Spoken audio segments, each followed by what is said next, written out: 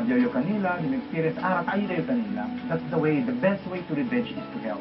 Como un estudiante antes y como un maestro también, este ahora es su mensaje, especialmente este tiempo de clase. Ustedes necesita kayo estudyar. El edukasyon, hindi sa habla, bueno lang di yung grado. El edukasyon, hindi lang sa habla, que tiene tu medalya, cum laude to valedictorian. Kay, italya ito na trabaho, hindi ito usan medalya dito yung para sa dito trabaho. Hindi ito saka dito yung card para sa trabaho. The best is, cosa el tu aprende. So, si ustedes sa estudya, importante poner na kabeza, we call that stock knowledge. Kaya amo si trabaja a ustedes, amo ayuda con ustedes que successful.